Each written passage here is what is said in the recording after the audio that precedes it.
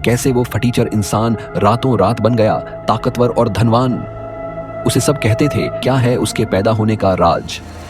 गली के कुत्तों की जूठन खाने वाला वो लड़का कौन है भाभी? अब पूरे करीमनगर के पीछे पनौती बनकर पड़ा है ये मनहूस विपिन।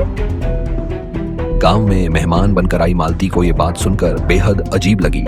वो उस लड़के के पास गई और उसके कंधे पर हाथ रखते हुए पूछा, तुम इन कुत्तों के साथ खाना क्यों खाते हो? क्या तुम्हारा अपना कोई नहीं? नहीं, यहाँ के लोगों से ज्यादा ये कुत्ते मेरे अपने हैं। इन्हीं के आगे फेंका हुआ खाना खाकर मैं बड़ा हुआ हूँ। लेकिन ये लोग तुम्हारे साथ इतना घिनौना सुलूक क्यों करते हैं?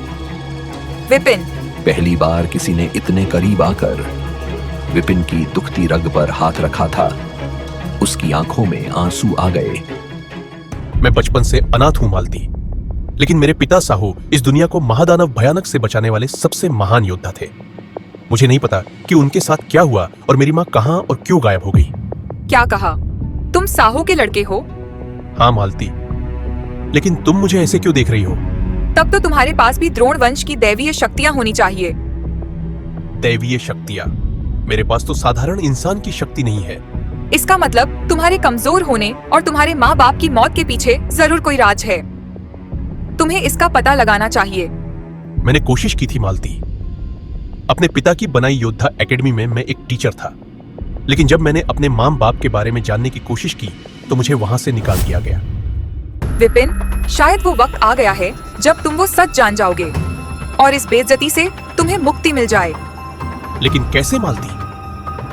तुम्हें अपनी आत्मा का सौदा करना होगा विपिन। यही कीमत है जो तुम्हें चुकानी है, उस भविष्यवाणी को पूरा करने के लिए जिसके लिए तुम्हारे माँ बाप ने अपना बलिदान दिया। यानी तुम सब कुछ जानती हो? हाँ, लेकिन अभी सब कुछ बताने का वक्त नहीं है मेरे पास। कई लोग हैं जो हम पर नजर रखे हुए हैं। तुम खतरे में हो विपिन। तो क्या मुझे क्या करना होगा? तुम्हें उस कालाहरी जंगल में जाना होगा जहाँ तुम्हारे पिता का अंत और तुम्हारी कहानी शुरू हुई थी। क्या? कालाहारी? तुम मुझे मौत के मुंह में क्यों भेजना चाहती हो? उस शापित जंगल में जाने वाला कोई जिंदा वापस नहीं आता। पर तुम वहीं से आए थे विपिन। देर मत करो, अब जाओ। आगे का रास्ता तुम्हें खुद दिख जाएगा। मालती की बात पर भरोसा करके विपिन कालाहारी जंगल की तरफ निकल पड़ा। मालती उसे देखकर अजीब तरीके से मुस्कुरा रही थी। आखिर क्या इरादे थे मालती के? क्या वो कोई साजिश कर रही थी? ये विपिन को जल्द ही पता चलने वाला था। लेकिन जंगल में उसे मिली एक गुफा। तभी विपिन की यादों में उसके बचपन की याद ताजा हो गई। जब कहानी सुनाते वक्त उसकी माँ कहती थी, विपिन, उस कालाहारी जंगल की गुफा में कभी मत जाना। वो एक दूसरी दुनिया है जहाँ शक्तियाँ ही सब कुछ होती हैं। लेकिन माँ, मैं जब भी उस जंगल में जाता हूँ तो मुझे उस जंगल की गुफा से आवाजें आती है। क्या उस गुफा के अंदर से कोई मुझे पुकारता है? आखिर कब तक उससे शून्यकाल का सच छुपाएंगे? कभी न कभी उसे पता चल ही जाएगा और तब हम कुछ भी नहीं कर पाएंगे। मैं जब तक जिंदा हूँ अपने बेटे को उस शून्यकाल का पता नहीं चलने दूंगी, चाहे मुझे इसके लिए कुछ भी करना पड़े। लगता है मुझे इस गुफा में ही उस सच का पता चलेगा।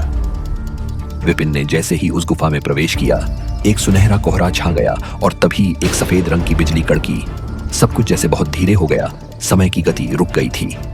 विपिन अब एक दूसरी दुनिया के आयाम में था, जहां उसे दिखाई दिए विश्व के सबसे महान गुरु मास्टर सेक, जो गुरु थे विपिन के पिता साहो के। मास्टर सेक, आप? और यहाँ ये कौन सी जगह है? ये शून्यकाल है विपिन, जहां से हर ब्रह्मांड में जाने के दरवाजे खुलते हैं। अब इन सारे ब्रह्मांडों में काल राक्षस भयानक तबाही मचाने वाला है और इसे रोकने के लिए विधि के विधान ने तुम्हें चुना है। ये वही काल राक्षस है जिसने तुम्हारे पिता को मारा था। दुनिया में मेरी हालत कुत्तों से भी बदतर है और आप कह रहे हैं मुझे ब्रह्मांड बचाने के लिए चुना गया है। क्यों मजाक कर रहे हैं मेरे साथ? समय अपनी कसौटी पर तुम्हें परख रहा था। अब तुम्हें शक्तियां हासिल होंगी। मैंने भविष्य देखा है विपिन, जहां इस सारी सृष्टि में उस भयानक का राज है। उसे सिर्फ इसी ब्रह्मांड में खत्म किया जा सकता है और उसे तुम ही मार सकते हो। उसने मेरे माँ बाप को मारा। नहीं छोड़ूंगा उसे। मैं लूंगा अपने माँ बाप की मौत का बदला। आप मुझे बताइए, आखिर उस शैतान को कैसे खत्म किया जा सकता है? विपिन, तुम्हारे पिता के पास एक दिव्य त्रिकालदर्शी तलवार थी जिससे उसने भयानक के 100 टुकड़े किए थे, लेकिन भयानक की शक्तियां जीवित रहीं। उसकी काली शक्तियों के उपासकों ने उसके सारे टुकड़े ढूंढ लिए हैं। बस एक आखिरी टुकड़ा बाकी है। तुम्हें उसे पाना होगा और नष्ट करना होगा। मास्टर सेक आगे कुछ बताते कि अचानक शून्यकाल में एक विस्फोट हुआ। कुछ रहस्यमयी लोग प्रकट हुए जो मास्टर सेक को जंजीरों में बांधकर घसीटते हुए ले गए। विपिन उन्हें बचाने के लिए कुछ कर पाता, सब कुछ खत्म हो गया। विपिन वापस उस गुफा में आ गिरा। तभी उसकी जान के पीछे पड़ गई वो त्रिकालदर्शी तलवार जो उसके खून की प्यासी थी। अरे कहां उस मालती की बातों में आकर यहां मरने आ गया। अब इस पीछे पड़ी इस बाला से कैसे पीछा छुड़ाऊं? कोई तो उपाय होगा। तभी विपिन के कानों में एक रहस्यमयी आवाज गूंजी। जंगल के बीचों बीच एक सफेद लकड़ी का पेड़ है, उधर भागो, तभी ये तलवार रुकेगी, वरना तुम मारे जाओगे विपिन। विपिन जान बचाने के लिए सफेद लकड़ी का पेड़ ढूंढते हुए गोली की स्पीड से दौड़ रहा था। तभी उसे लाल पत्तों वाला एक चमकता हुआ सफेद पेड़ दिखाई दिया। विपिन तलवार से बचते हुए उस पेड़ के पास पहुंचा, जिसके ताने में धंसते ही वो तलवार रुक गई। लेकिन उस तलवार की चोट से वो पेड़ एक बेहद खूबसूरत लड़की में बदल गया। तुम कौन हो? इस जंगल की वन देवी ययति, जिसे तुमने श्राप से मुक्त किया है। तुम मसीहा हो। यति ब्रह्मांड की सबसे खूबसूरत स्त्री थी जो सुंदरता की सारी कल्पनाओं को मात दे रही थी। विपिन उसकी खूबसूरती को बिना पलक झपकाए ताड़े जा रहा था।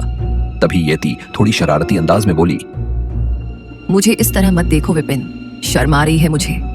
मैं अब तुम्हारी ही जिंदगी का हिस्सा हूं। यति ने विपिन के शरीर पर लगे जख्मों को देखा। उसने अपने नरम मुलायम हाथों से जैसे ही विपिन के घावों को छुआ, एक पल में सारे घाव भर गए और विपिन का दर्द भी छूमंतर हो गया।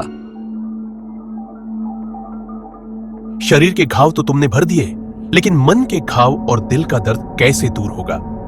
समय के साथ वो भी ठीक हो जाएगा विपिन। तुम मेरा नाम कैसे जानती हो? मैं सब कुछ जानती हूँ तुम्हारे बारे में, और वो भी जो तुम्हारे साथ हो रहा है। तुम्हारे पिता की मौत के बाद भयानक से तुम्हें बचाते हुए तुम्हारी माँ इसी पेड़ के पास तुम्हें छोड़ गई थी। माँ के बारे में सुनते ही विपिन की आंखों से आंसू आ गए। तभी यति ने उसके आंसू पोंछते हुए कहा, तुम्हारी हर एक हार, तुम्हारे आंसू, मैंने सब महसूस किया है, मगर तब मैं चाहकर भी तुम्हारी मदद नहीं कर पाई। अब मैं तुम्हें वो सब कुछ दे सकती हूँ जो तुम्हारे मकसद को पूरा करेगा। लेकिन तुम मेरी मदद क्यों करना चाहती हो? क्योंकि हमारी किस्मतें आपस में बंधी हुई हैं विपिन। शून्य काल से मिली शक्तियां काफी नहीं है तुम्हारे लिए। भविष्यवाणी कहती है कि तुम्हें अपनी पूरी शक्तियां तभी मिलेंगी जब हमारा मिलन होगा। हाथियों के झुंड ने अपनी सूंड से उस पर पानी बरसाना शुरू कर दिया। यति अपने दोनों हाथों को बढ़ाकर जंगल के पेड़ों की जड़ें पानी के अंदर समाती चली गईं। अब पूरा जंगल विपिन के शरीर से जुड़ा हुआ था। आसमान में जलती उल्का की किरणें विपिन की चेतना को जला रही थीं, लेकिन उसका शरीर मजबूत हो रहा था। मिलन की चांदनी में डूबा जंगल ऊर्जा की रोशनी में चमक रहा था। विपिन ने चारों तरफ देखा। जंगल के सभी खतरनाक जानवर विपिन के चारों ओर इकट्ठा हो गए थे। यति एक तुम ही हो जिसने मेरे आंसू पोंछे हैं। मैं तुम्हारे साथ पूरी जिंदगी बिताना चाहता हूँ, लेकिन मुझे भयानक के आखिरी टुकड़े को ढूंढकर उसे जिंदा करके गुलाम बनाना है और फिर उसकी शक्तियां छीनकर उसे खत्म करना है। क्या तुम्हें पता है वो आखिरी टुकड़ा कहां मिलेगा? उस आखिरी टुकड़े के बारे में तुम्हें सिर्फ तुम्हारी माँ ही बता सकती है। विपिन को जैसे हजारों वोल्ट की बिजली का झटका लग गया था। लेकिन मेरी माँ तो मर चुकी है। नहीं विपिन, तुम्हारी माँ जिंदा है। उससे मिलने के लिए तुम्हें प्रेत घर जाना होगा। दारा तुम्हें वहां लेकर जाएगा। यति के बुलाने पर दारा नाम का तेंदुआ वहां आया और विपिन कदमों में बैठ गया। तभी विपिन ने यति से पूछा, और तुम? क्या तुम मेरे साथ नहीं चलोगी? मैं मजबूर हूं विपिन। मैं इस जंगल को छोड़कर बाहर नहीं जा सकती। तुम्हें पहले एक महान योद्धा बनना होगा और तब तुम्हें मुझे आजाद कराना होगा। मैं पहले ही इस दुनिया में अकेला हूं। मेरा अपना कोई नहीं। अब मैं तुम्हें छोड़कर अकेले नहीं रह सकता। बताओ तुम्हें आजाद करवाने के लिए क्या करना होगा? मेरी आजादी की कीमत बहुत बड़ी है विपिन, समय आने पर बताऊंगी। अब तुम जाओ, ये त्रिकालदर्शी तलवार तुम्हारी रक्षा करेगी। यति के माथे को चूमकर विपिन दारा तेंदुए पर बैठकर निकल पड़ा, प्रेत घर के सफर पर, जिसे पार करना किसी आम इंसान के बस की बात नहीं।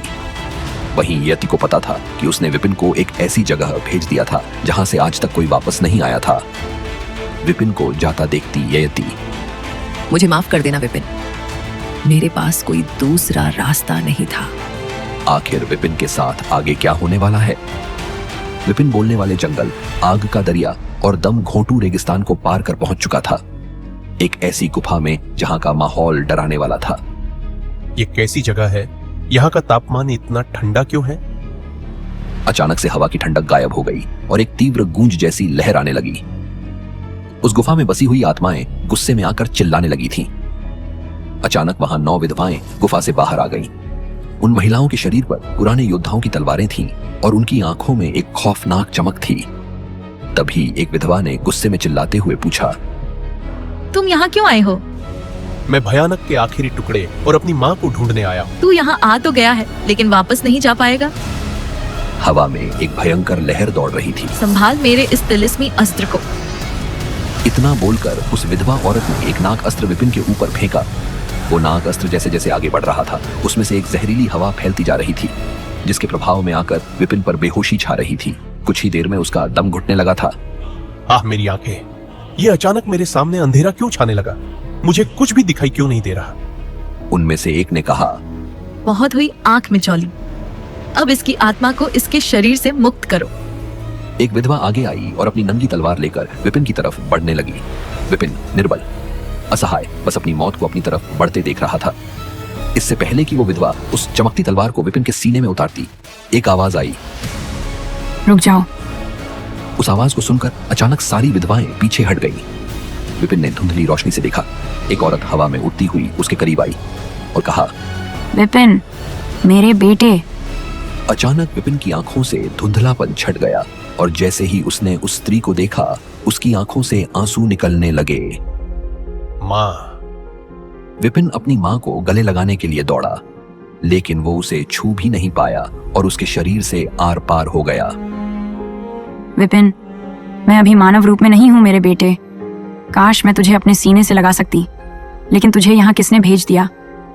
तुझे यहाँ नहीं आना चाहिए। लेकिन क्यों माँ? क्योंकि तुम यहाँ का सच नहीं जानते विपिन। जिसने भी तुझे यहाँ भेजा है वह जरूर तुझे मारना चाहता है, क्योंकि यहाँ आने वाले का जिंदा लौटना मुश्किल है। पर माँ, मुझे उस गुफा के शून्यकाल और मेरे पिताजी की मौत का रहस्य पता चल गया है। अब उस भविष्यवाणी को पूरा करने के लिए मैं भयानक के आखिरी टुकड़े को ढूंढ रहा हूँ। मुझे अपने पिता की मौत का बदला लेना है। विपिन की मां गायत्री लड़खड़ाते शब्दों से बोलती है, भयानक का अंश ही उसका आखिरी टुकड़ा है।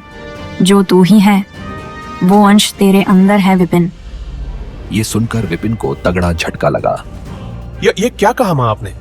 सच सुनना चाहता है तो सुन। मास्टर शेख ने मुझे और तुम्हारे बाबा को बताया था कि एक दिन तुम इसी हालत में मेरे पास आओगे और मुझे तुम्हें ठीक करना होगा। तुम्हें तुम्हारी शक्तियां वापस देने में मदद करनी होगी, लेकिन ये दिन इस बात का संकेत होगा कि। गायत्री बोलते बोलते रुक गई। उसकी आंखें जो गुस्से से लाल थीं, अचानक आंसुओं के सागर में बदल गईं। मास्टर शेख ने साफ कहा था कि ऐसा दिन आएगा जब विपिन घायल होकर अपनी मां को पुकारेगा। गायत्री ने अगर अपनी शक्तियों का इस्तेमाल कर विपिन को ठीक किया तो उसके साथ साथ भयानक के बिखरे हुए शरीर के टुकड़ों में भी जान वापस आ जाएगी, और जिस दिन वो जुड़ जाएगा उस दिन इस पृथ्वी पर तूफान आ जाएगा। अपनी आंखें बंद करो। गायत्री की आवाज में आदेश के साथ एक सम्मोहन था। विपिन ने तुरंत अपनी आंखें बंद की और गायत्री का स्पर्श उसे कुछ जाना पहचाना लगने लगा। धीरे धीरे उसे अपने बचपन से लेकर अभी तक की सारी जीवन यात्रा दिखाई देने लगी। फिर उसे दिखा कि कैसे उसके पिता साहू की हत्या भयानक ने धोखे से की थी। उसके सामने जैसे कोई फिल्म चल रही थी। अब तुम आओ, मैं तुम्हारे घाव ठीक कर देती हूँ। इतना बोलकर गायत्री ने विपिन को पास में रखे एक पत्थर की सिल पर लिटा दिया। गायत्री ने अपनी आंखें बंद की और ध्यान लगाने लगी। कुछ ही देर में उसके हाथ में एक कांच का बक्सा था। गायत्री ने उस बक्से को दोनों हाथों से पकड़ा और बड़ी सावधानी से उसमें से कुछ निकाला। ये एक हीरे की चमत्कारी 5 नोकों वाली एक अनोखी मणि थी, जिसकी रोशनी से पूरी गुफा चमक रही थी। गायत्री ने उस चमकती हुई मणि को अपनी आंखों से लगाया और फिर उसे विपिन के सीने पर रख दिया। वो मणि विपिन के सीने में ऐसे समा गई जैसे उसमें कोई चुंबक लगा हो। देखते ही देखते वो मणि विपिन के सीने में पूरी तरह समा गई। ये तुमने क्या कर दिया गायत्री? अचानक उन विधवा औरतों में से एक जोर से चिल्लाई, अपनी ममता में तुमने सृष्टि का नाश अपने हाथों ही आरंभ कर दिया। उस विधवा ने गायत्री की तरफ ऊर्जा का वार किया। गायत्री के मुंह से दिल दहला देने वाली चीख निकली और इसी के साथ वो जैसे हवा में गायब हो गई। वो विधवा भी गायत्री का पीछा करते हुए वहां से चली गई। इतने में विपिन के सामने पत्थर की दीवार पर कुछ अंकित हुआ। शायद जाते जाते गायत्री अपने बेटे विपिन के लिए कुछ सुराग छोड़ गई थी। पत्थर बीच में से टेढ़े मेढ़े होकर टूट रहे थे, जैसे उन पर कुछ लिखा जा रहा हो। विपिन ने करीब जाकर देखा तो उस पर लिखा हुआ था, इस सृष्टि को बचाने का रास्ता अब रूह नगरी से होकर जाता है। वहां कुछ मासूम बच्चों की रूह कैद है, उन्हें लेकर आना होगा और इस काम के लिए तुम्हें अकेले ही जाना होगा। आगे का रास्ता तुम्हें अपने आप पता चलता जाएगा। रूह नगरी। रूह नगरी एक ऐसी जादुई और डरावनी दुनिया है जहां सिर्फ प्रेत आत्माओं का वास है। वहां जमीन है ही नहीं, वहां सब पानी पर चलते हैं। सब क्या इंसान तो होते ही नहीं है वहां। इस पत्थर पर लिखे के मुताबिक मुझे रूह नगरी जाकर उन मासूम बच्चों की आत्माओं को वहां से छुड़ा कर लाना होगा। हिम्मत बटोर विपिन रूह नगरी के लिए चल पड़ा। कुछ ही देर में वो रूह नगरी के पहाड़ के सामने खड़ा था। वह चमत्कारी मणि विपिन के सीने में जिस जगह समाई थी वहां से अचानक तेज रोशनी निकलने लगी। विपिन यह देख हैरान रह गया। उसने अपने हाथ से रोशनी रोकने की कोशिश की तो उसका हाथ जलने लगा। इस दिव्य रोशनी में काफी ताप था, मगर आश्चर्य की बात विपिन के अंदरूनी शरीर को इससे कोई नुकसान नहीं पहुंच रहा था। विपिन को ऐसा लगा जैसे वो मणि उसे रूह नगरी में जाने से रोक रही हो। वो एक कदम भी आगे बढ़ाता तो दिव्य रोशनी इतनी चकाचौंध करती कि उसे कुछ दिखाई नहीं देता। आंखें बंद कर विपिन किसी तरह रूह नगरी में घुसा। आंखें खोली तो सामने का नजारा बिल्कुल चौंका देने वाला था। सामने न कोई जमीन थी न आसमान, सिर्फ पानी ही पानी। पानी के ऊपर छोटी छोटी लहरें उठ रही थीं, जैसे यह दुनिया किसी और के नियंत्रण में हो। विपिन ने पानी पर चलना शुरू किया। उसके कदम पानी में हल्के से डूब रहे थे और हर कदम पर एक हल्का सा कंपन महसूस हो रहा था। यह वही जगह है जहां आत्माएं बसी हैं। मुझे यहां अपने सबसे बड़े डर का सामना करना होगा। विपिन ने खुद को समझाते हुए कहा। जैसे ही वो आगे बढ़ा, एक घना अंधेरा फैलने लगा। अचानक उसकी आंखों के सामने एक आकृति प्रकट हुई। यह आकृति मानव रूप में थी, लेकिन उसकी आंखें अजीब सी थीं। उसकी आंखों में गहरे काले साए थे, जैसे वह अंधेरे से भी अधिक अंधेरा हो। तुम यहाँ क्यों आए हो? आकृति ने गहरे शांत स्वर में पूछा। उसकी आवाज में गहरी शक्ति थी। यहाँ से कोई भी जीव बिना कोई भारी कीमत चुकाए आगे नहीं जा सकता। विपिन ने अपनी आवाज में दृढ़ता लाते हुए कहा, मैं यहाँ आत्माओं को मुक्ति दिलाने के लिए आया हूँ। मेरी माँ का आदेश है यह। आकृति हंसी, और उसकी हंसी में कोई डर नहीं था, बल्कि जैसे वो किसी दर्दनाक सच्चाई को जानने का मजा ले रहा हो। क्या तुम सच में समझते हो कि इस घाटी की आत्माएं इतनी आसानी से मुक्त हो सकती है? उसने कहा, यहाँ का एक नियम है कि जो आत्माओं को वापस ले जाना चाहता है उसे अपनी आत्मा को यहाँ अर्पित करना होगा। यह सुनकर विपिन एकदम चौंक गया। उसकी माँ ने उससे इतनी बड़ी कुर्बानी मांगी। क्या गायत्री जानती थी विपिन को खुद की आहुति देनी पड़ेगी? खैर कोई नहीं, माँ का आदेश सिर आंखों पर। सोचते हुए विपिन ने आकृति से पूछा, तुमसे कोई बचने का रास्ता नहीं है? आकृति ने कहा, अगर तुम आत्माओं को मुक्त करना चाहते हो तो तुम्हें अपनी आत्मा यहाँ समर्पित करनी ही होगी। यह नियम है और मैं इसे बदल नहीं सकता। विपिन की आंखें चौड़ी हो गईं। उसकी सोच में हड़बड़ी बढ़ने लगी। क्या इसका मतलब यह है कि मुझे अपनी जान की कीमत चुकानी होगी? आकृति ने सिर झुका लिया। हाँ, तुम्हें नीचे दिखाई दे रहे हवन कुंड में कूदकर अपनी जान देनी होगी और फिर तुम्हारी आत्मा के बदले ही तुम उन आत्माओं को आजाद करवा सकते हो जिनकी इच्छा लेके तुम यहाँ आए हो। यह सुनकर विपिन ने दृढ़ता से कहा, ठीक है, मुझे चाहे कोई भी कीमत चुकानी पड़े, मैं उन मासूम बच्चों को यूं नहीं छोड़ सकता। इससे पहले कि कोई कुछ सोच पाता, समझ पाता, विपिन ने ऊपर से उस हवन कुंड में छलांग लगा दी और हवा में चिल्लाते हुए कहा, माँ, मुझे माफ करना। आगे की कहानी जानने के लिए देखिए अगला एपिसोड सिर्फ पॉकेट एफएम के यूट्यूब चैनल पर, और नंबर 0 के सारे एपिसोड्स को सुनने के लिए डिस्क्रिप्शन में दी लिंक से डाउनलोड करें पॉकेट एफएम ऐप।